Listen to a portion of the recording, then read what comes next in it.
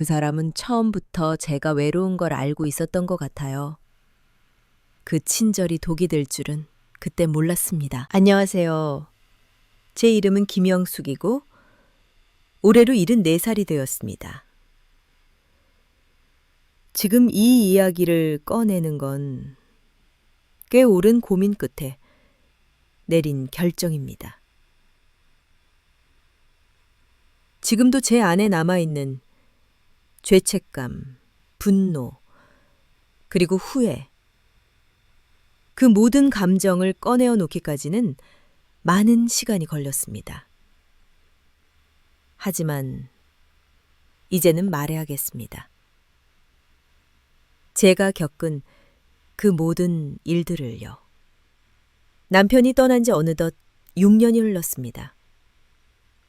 처음엔 그냥 그저 홀로 된 노년이 외로워 힘든 건 줄 알았어요.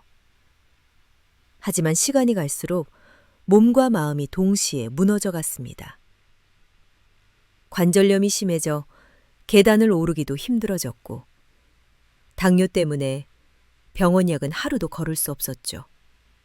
가끔은 눈을 뜨기조차 싫을 만큼 기운이 없었습니다. 무기력하게 침대에 누워 창밖만 바라보던 날이 더 많았으니까요. 자식들이요? 있죠. 아들 둘, 딸 하나. 하지만 멀어요. 마음이 참 멀더라고요.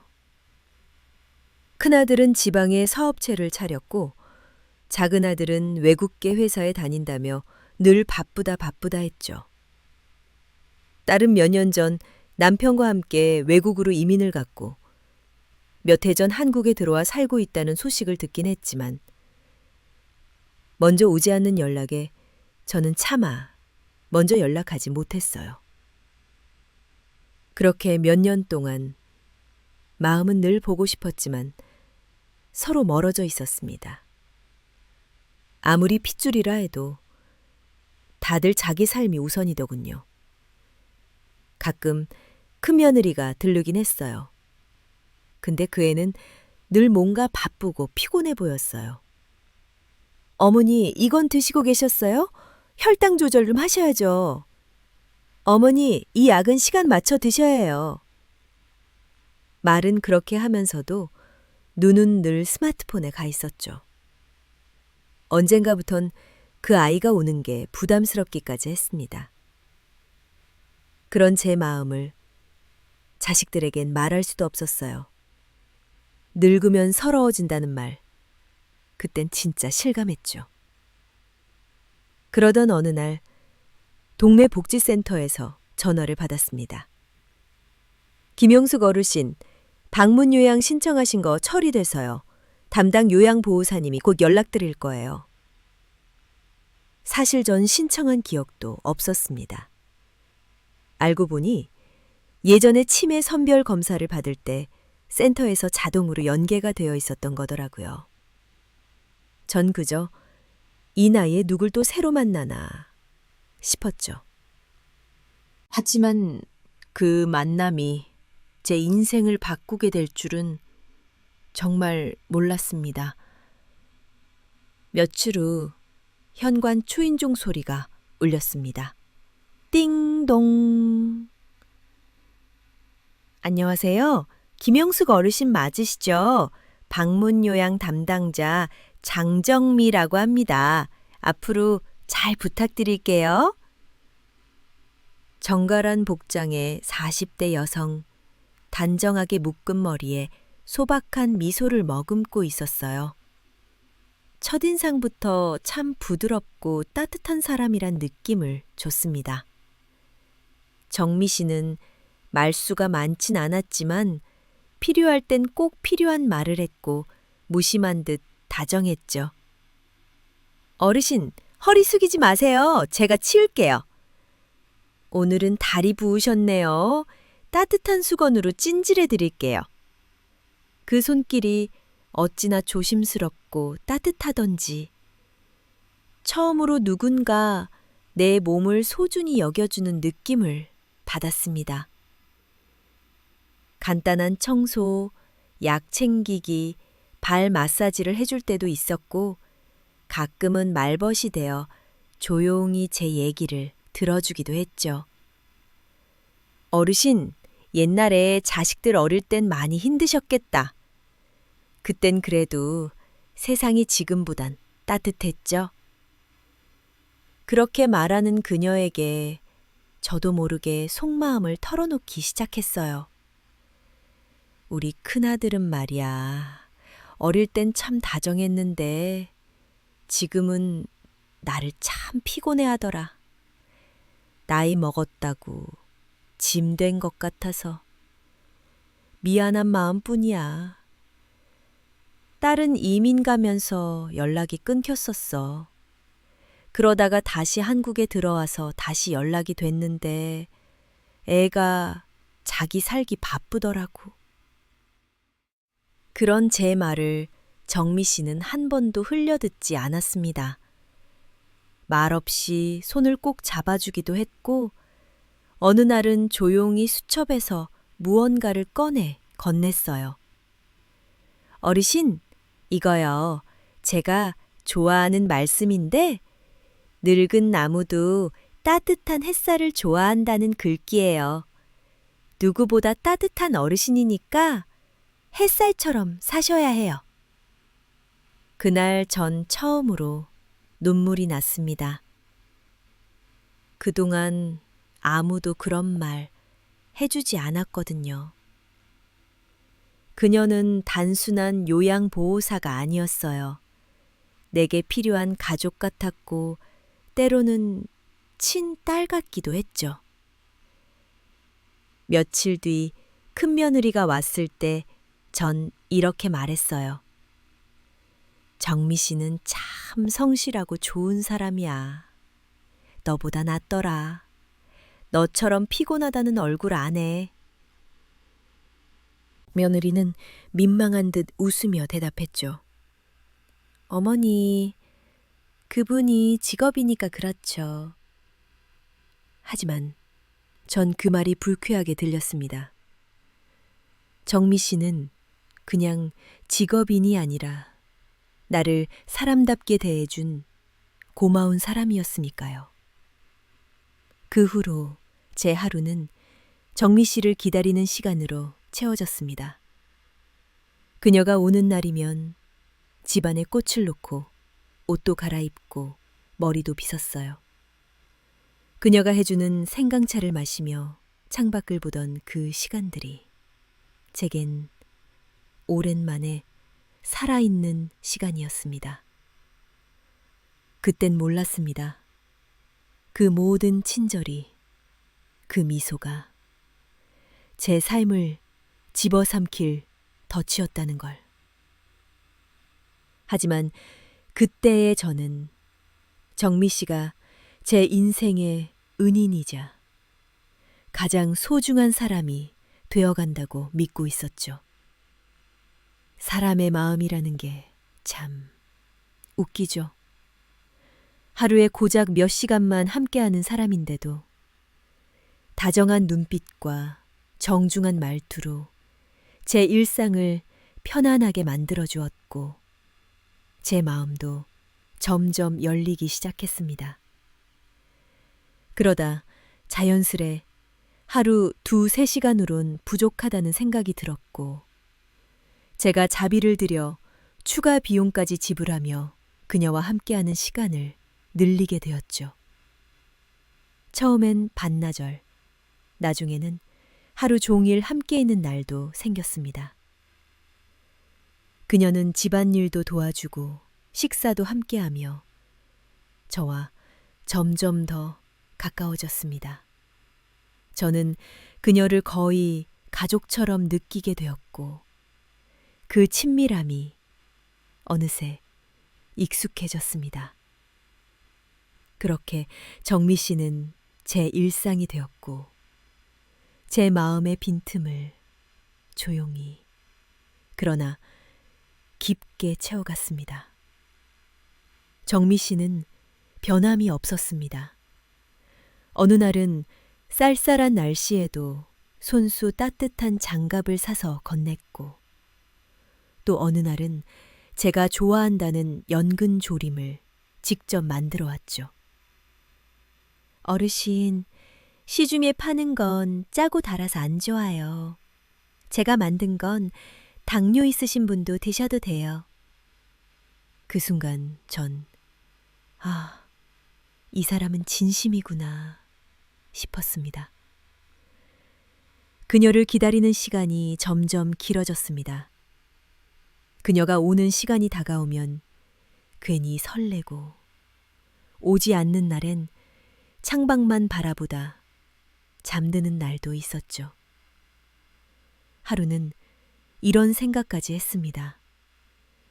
이 사람 없으면 난 이제 어떻게 살까?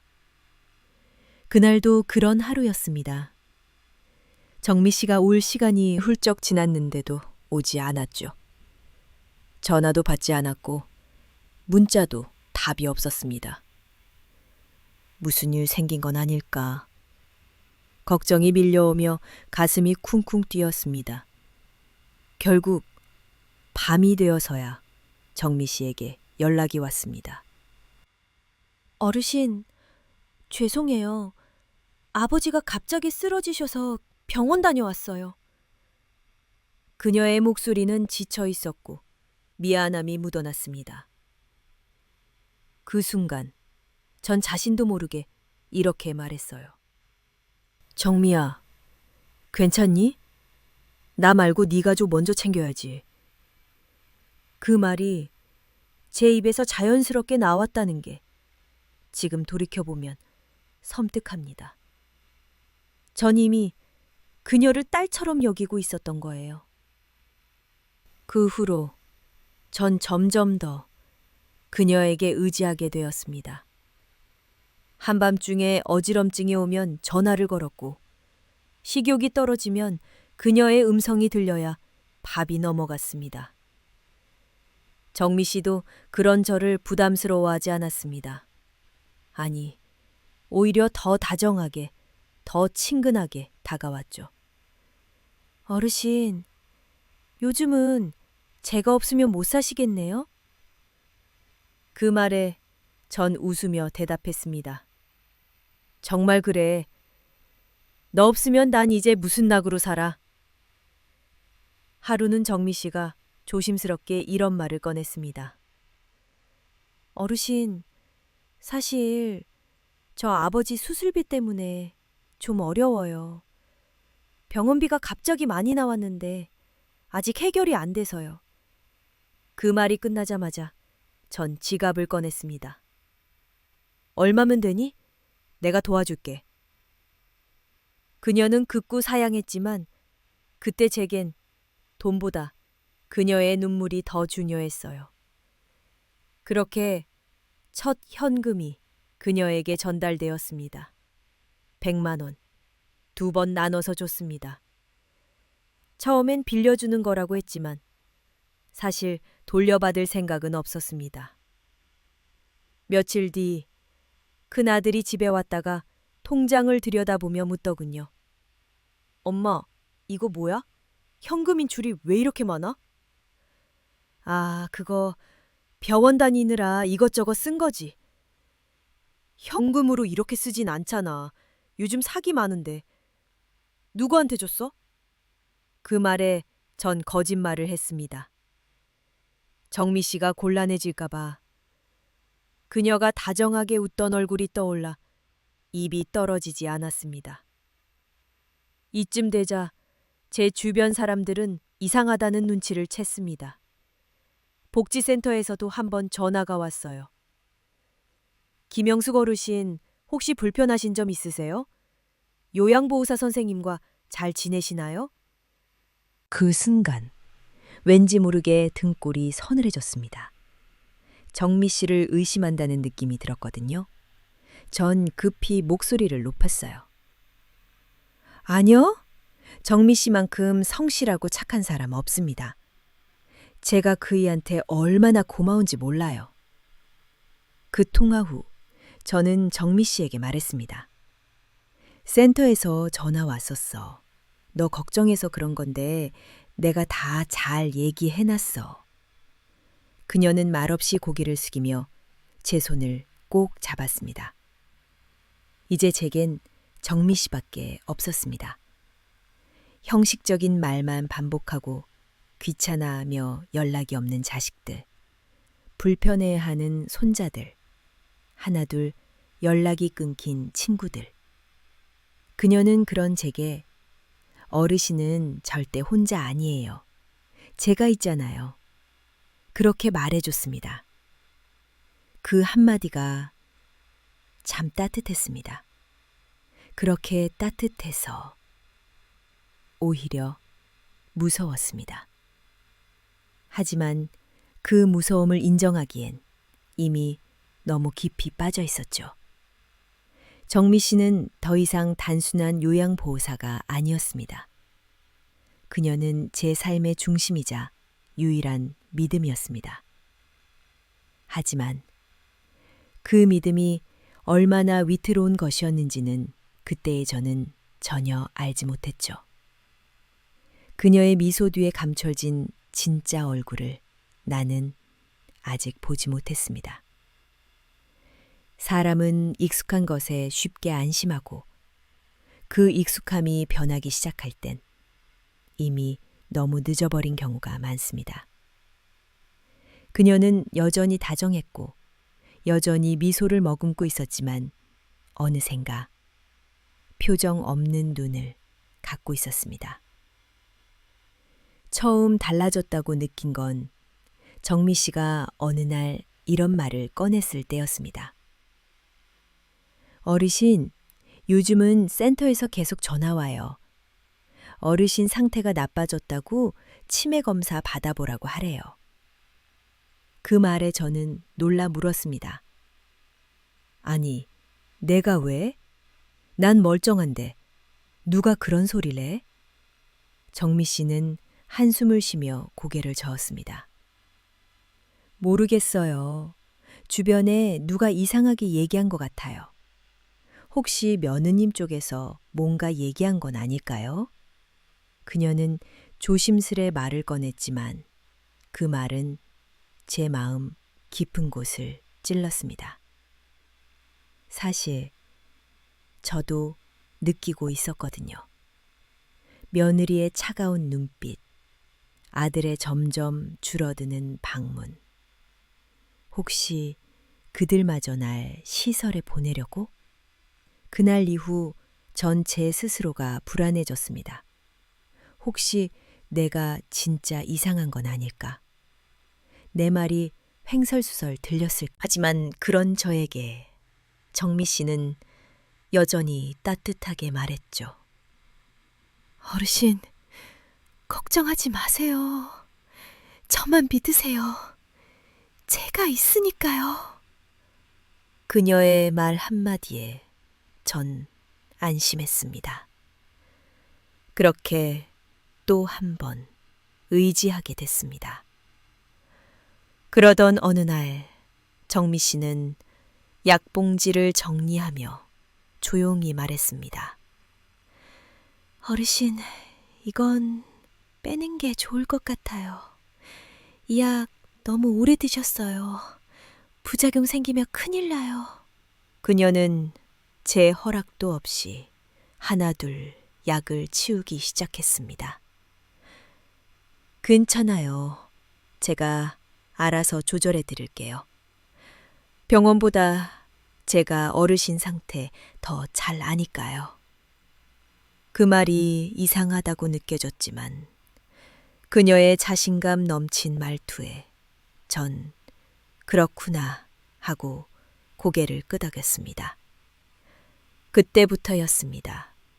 제 일정, 제 식사, 제 약, 모든 걸 그녀가 조정하기 시작한 건 식사 시간도 그녀가 정했고 집 청소도 제가 하려 하면 이렇게 말했죠. 어르신, 제가 오기 전엔 하지 마세요. 그런 것도 무리하면 어르신만 손해예요. 처음엔 그게 배려라 생각했습니다. 하지만 며칠이 지나면서 제 손에 쥐어진 건 아무것도 없다는 걸 깨달았습니다. 어느 날 전화를 걸려고 핸드폰을 들었는데 연락처가 지워져 있었습니다. 정미야, 아들 번호가 없어졌어. 그녀는 당황하지도 않았습니다. 어머, 그거 제가 정리하다가 실수했나 봐요. 제가 다시 저장해 드릴게요. 하지만 번호는 끝내 저장되지 않았습니다. 며느리도 아들도 연락이 닿지 않았습니다. 그때부터였습니다. 전화가 울려도 제가 받기 전에 그녀가 먼저 받는 일이 잦아졌죠. 어르신 주무세요. 지금 좀 안 좋으셔서요. 그녀는 제게 말도 없이 그런 대답을 했습니다.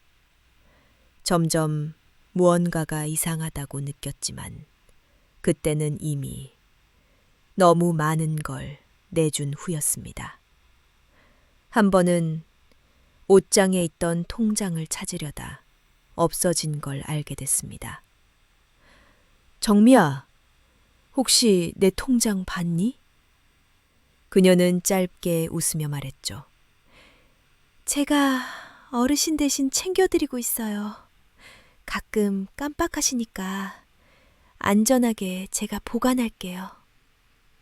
전 대답하지 못했습니다. 그녀가 챙겨준 약을 먹고 있었고, 그녀가 만든 밥을 먹고 있었고, 그녀가 관리하는 계좌에 돈이 들어가고 있었습니다. 심지어 저의 말도, 생각도 그녀가 먼저 결정하곤 했습니다. 그리고 어느 날 밤, 화장실에 가다가 넘어진 일이 있었습니다. 허리가 너무 아팠고 휴대폰은 멀리 떨어져 있었습니다. 어렵게 기어서 정미 씨에게 전화를 걸었죠. 정미야, 나 넘어진 것 같아. 그런데 그녀의 목소리는 전과 달랐습니다. 어르신, 이 시간에 왜 전화하고 그러세요? 제가 내일 간다 했잖아요. 저도 좀 쉬어야죠. 뚝. 그렇게 전화가 끊겼습니다. 그리고 저는 차가운 거실 바닥에 누운 채 혼자 울었습니다.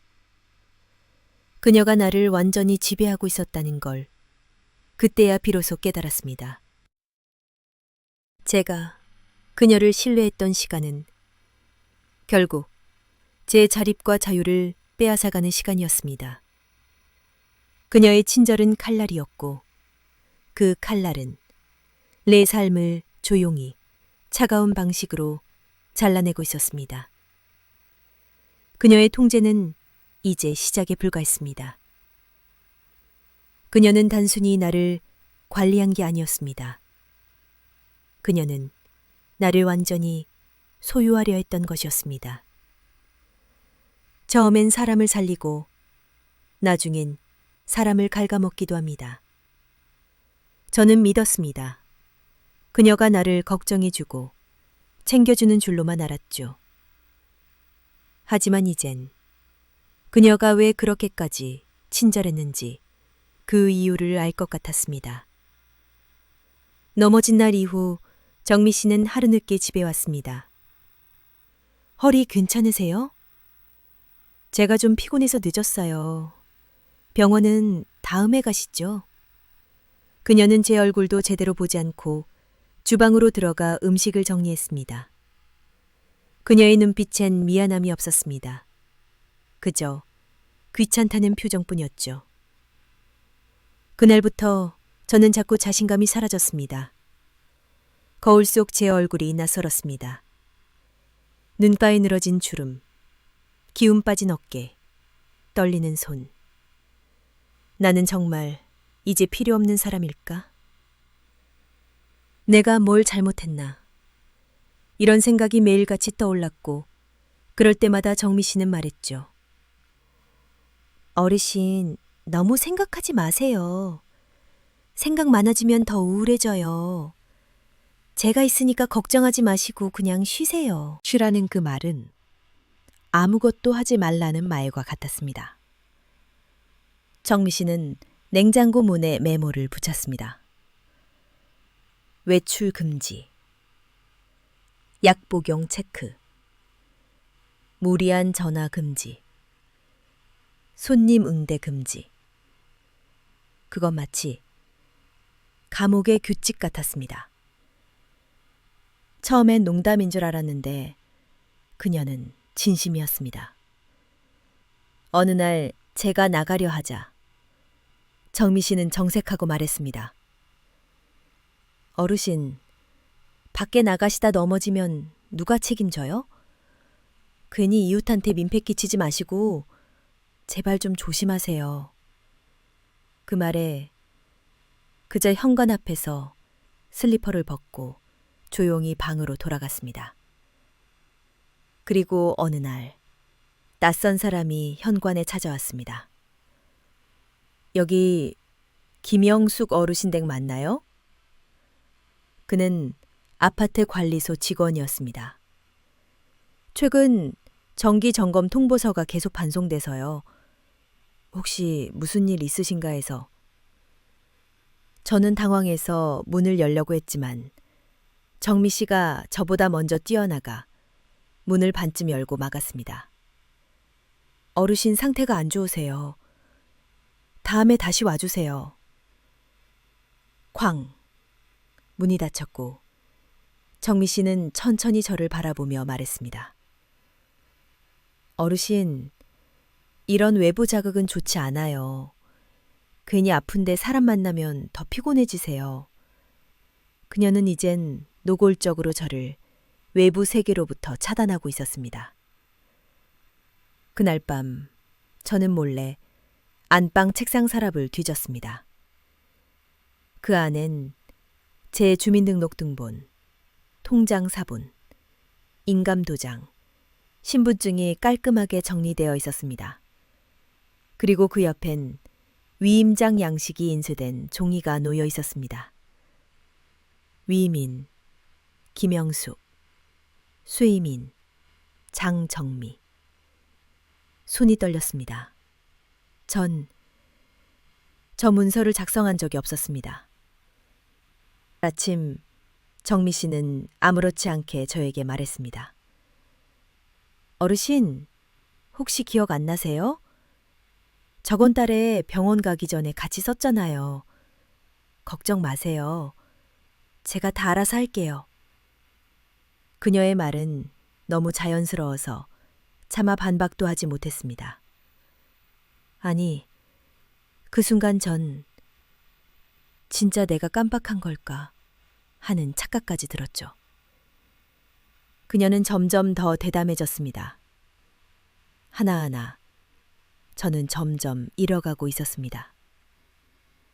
그녀는 처음부터 이렇게 계획했을지도 모릅니다. 나 같은 노인 하나쯤 조용히 손안에 넣는 건 그녀에겐 그리 어려운 일이 아니었겠죠. 처음엔 따뜻하게, 그 다음은 익숙하게, 그리고 마지막엔 차갑게 조여오는 그 사람. 나는 지금 내 집안에서 가장 낯선 존재가 되어버렸습니다. 어느 날 밤, 창문 밖으로 어슴푸레한 달빛이 비쳤습니다. 전 그 빛을 보며 작게 중얼거렸습니다. 살려주세요. 혼잣말이었는데 그 말이 참 오래도록 귓가에 맴돌았습니다. 내가 지켜야 할 건 이 집도, 돈도, 자식도 아니었습니다. 이제 남은 건 나라는 인간의 존엄. 살다 보면 자신이 얼마나 무력한 존재인지 처절하게 깨닫는 순간이 있습니다. 그러나 동시에 그 모든 걸 되돌릴 수 있는 힘이 아직 남아있다는 것도 알게 되죠. 저는 바닥 끝에서 눈을 떴습니다. 휴대폰을 꺼내 손자에게 배운 적 있었던 인터넷을 열었습니다. 화면이 작아 자꾸만 글씨를 놓쳤지만 돋보기를 들고서 꾹꾹 눌러 검색했죠. 요양보호사 사기, 요양보호사 거짓말, 요양보호사 피해. 떨리는 손으로 검색어를 입력하면서도 내심 이런 일이 내가 겪고 있는 일이라는 사실이 믿기지 않았습니다. 화면 속 수많은 피해 사례들. 마치 제 이야기 같았고 소름이 돋았습니다. 나만 그런 게 아니었습니다. 많은 노인들이 친절이라는 가면 뒤에 모든 것을 빼앗기고 있었습니다. 그 순간 저는 결심했습니다. 더 이상 당하고만 있진 않겠다고. 비록 손은 떨리고 몸은 약해졌지만 머리는 아직 살아 있었습니다. 며칠 뒤 정미 씨가 외출한 틈을 타 저는 아파트 경비실을 찾았습니다. 저기, 혹시 제가 오늘 경찰서에 신고하면 도와주실 수 있을까요? 경비 아저씨는 놀란 얼굴로 물었습니다. 무슨 일 있으세요, 김 여사님? 그 순간 전 울컥했지만 참았습니다. 제가 사기를 당하고 있는 것 같아요. 그렇게 시작된 작은 반격은 생각보다 많은 사람들의 손을 빌려 조금씩 커져갔습니다. 경찰서 민원실에서 상담을 받고 노인보호 전문 기관에도 연락을 넣었고 딸에게도 처음으로 전화를 걸었습니다. 그간 꺼내지 못했던 말들을 하나씩 꺼내기 시작했죠. 딸, 나 지금 요양보호사한테 이용당하고 있는 것 같아. 처음엔 정말 좋은 사람이었는데 이젠 내 돈도 뺏어가고 나를 괴롭히고 있어. 딸은 놀란 목소리로 말했습니다. 엄마, 이게 무슨 일이에요? 왜 이제야 말하세요? 내일 바로 갈게요. 전화를 끊고 나니 눈물이 왈칵 쏟아졌어요. 다음 날 딸과 사위, 경찰이 함께 저희 집에 도착했습니다. 정미 씨는 평소처럼 미소를 띠며 인사를 했지만 딸이 냉정하게 말했습니다. 당신, 우리 엄마한테 무슨 짓 한 거예요? 경찰은 정미 씨에게 말했습니다. 장정미 씨, 현재 김영숙 씨의 위임 관련 문서와 통장 내역, 보험 및 의료 계약에 대한 의심스러운 정황이 확인되었습니다. 조사를 위해 동행해 주셔야 합니다. 그녀는 순간 당황한 듯 했지만 곧 억울하다는 듯 따졌습니다. 아니에요. 어르신이 다 동의하신 거예요. 서류도 같이 썼고요. 다 본인이. 하지만 제가 조용히 말했습니다. 난 그런 서류 쓴 적 없어. 그리고 이제 그만. 나 좀 놓아줘. 그녀는 연행됐고 집안엔 정막이 흘렀습니다. 딸은 저를 꼭 안으며 말했습니다. 엄마, 미안해요. 이렇게 될 때까지 아무것도 몰라서. 하지만 전 고개를 저었습니다. 괜찮아. 나도 이제야 나를 지킬 줄 알게 됐으니까. 며칠 뒤 전문가와 변호사의 도움을 받아 정미 씨의 위임장과 금융 계약은 모두 무효 처리됐고 그녀는 업무상 배임과 사기 혐의로 정식 기소되었습니다. 그동안 제가 빼앗긴 돈과 재산 일부도 되찾을 수 있게 되었습니다. 가장 무서운 건 누군가의 악의가 아니라 내 스스로 나를 포기하는 마음이었습니다. 하지만 이젠 압니다. 노인이라서, 연약해서, 바보 같아서 당한 게 아니라 그냥 그 사람의 계획에 내가 너무 오래 침묵했을 뿐이라는 걸요. 요양보호사, 정말 좋은 분들도 정말 많습니다. 하지만 지나친 친절은 항상 경계해야 합니다. 저는 지금 작은 원룸에서 혼자 지냅니다. 누군가는 말하겠죠. 그렇게 큰 집 다 팔고 왜 이런 데서 살아? 하지만 전 말하고 싶습니다. 이곳은 내가 선택한 첫 번째 공간이라고. 그날 이후 세상이 다시 보이기 시작했습니다. 그 전까지는 어디 아픈 데는 없나? 정미 씨 기분은 어떤가? 내가 또 실수한 건 아닐까? 늘 누군가의 눈치를 보며 살았던 제가 지금은 아침마다 거울 앞에 서서 제 얼굴을 봅니다. 처음엔 어색했죠. 이게 누구 얼굴이지 싶을 정도로 낯설었으니까요. 하루는 거울을 들여다보다 문득 눈물이 났습니다. 참 많이도 늙었네. 하지만 그 눈물은 슬픔이 아니라 그동안 외면했던 나 자신과의 첫인사였습니다. 딸과의 관계도 조금씩 회복되고 있어요. 딸은 시간이 날 때마다 찾아옵니다. 바쁠 땐 짧게 안부 전화만 할 때도 있지만 함께 앉아 차를 마시고 도란도란 이야기 나누는 시간이 점점 늘어나고 있어요. 예전엔 눈만 마주쳐도 불편했는데 이젠 서로의 손을 꼭 잡고 따뜻하게 웃을 수 있게 되었어요. 이젠 제게 따뜻한 커피를 타주며 말합니다. 엄마, 이젠 뭐든 편하게 말해요. 숨기지 말고, 아시죠? 저도 조심스럽게 웃으며 대답하죠. 그래, 앞으로는 그럴게. 그리고 용기를 내어 주민센터에서 운영하는 노인 자기개발 프로그램에도 참여하기 시작했습니다. 처음엔 떨리는 마음으로 강의실 문을 열었지만 그곳엔 저와 비슷한 사연을 가진 어르신들이 있었습니다. 누군가는 말했습니다. 나도 요양보호사한테 큰돈 날릴 뻔했어요.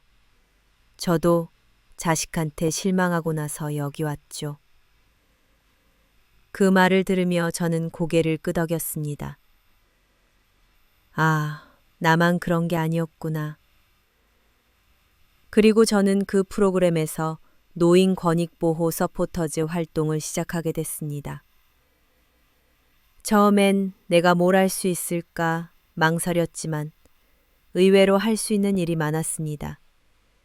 요양시설 방문 모니터링, 재산관리 예방교육 참여, 전화 상담 도우미. 그리고 한 번은 제 경험을 바탕으로 작은 강의도 했습니다. 안녕하세요. 김영숙입니다. 70대 중반이고요. 몇 달 전까지만 해도 저는 누군가의 소나기에 갇혀 살았습니다. 그렇게 제 이야기를 시작했을 때 어르신들 중 몇 분이 조용히 눈시울을 붉히는 게 보였습니다. 그때 알았습니다. 내가 겪은 일이 누군가에겐 희망의 증거가 될 수 있다는 걸요. 살면서 후회도 많았습니다. 왜 그때 바로 눈치채지 못했는지, 왜 사람 말을 그렇게 쉽게 믿었는지. 하지만 이젠 그 후회도 내려놓기로 했습니다. 그 모든 시간들이 있었기에 지금의 내가 있을 수 있었으니까요. 요즘은 아침마다 근처 공원에 나가 햇볕을 쬐며 작은 노트를 펼칩니다. 그리고 제 하루를 짧게 기록하죠. 오늘은 기분이 꽤 괜찮았다. 커피가 조금 쓰다. 내일은 연하게. 어떤 날은 혼자 있어도 괜찮다. 그렇게 적으며 스스로를 다독입니다. 저는 이제 더 이상 누구의 엄마도 보호 대상도 아닙니다. 그저 김영숙이라는 한 사람으로 살아가고 있을 뿐입니다. 지금 이 순간도 저에게는 너무나 소중한 삶의 일부니까요. 그때의 저는 그녀의 친절을 구원이라고 착각했지만 지금의 저는 그날의 악몽을 성장의 계단으로 기억합니다. 혹시 이 영상을 보고 계신 누군가도 지금 외롭고 두렵고 어디에 기대야 할지 모른다면 기억하세요. 여러분은 혼자가 아닙니다. 그리고 지금도 늦지 않았습니다. 이것으로 김영숙의 긴 여정을 마칩니다. 누군가의 이야기가 누군가의 위로가 될 수 있길 바랍니다. 그리고 무엇보다 이제라도 나를 지키는 삶을 시작하시길 바랍니다. 지금까지 은빛라디오였습니다. 앞으로 더 재미있고 감동적인 이야기로 찾아뵙겠습니다. 구독과 좋아요도 부탁드립니다. 감사합니다. 행복한 하루 되세요.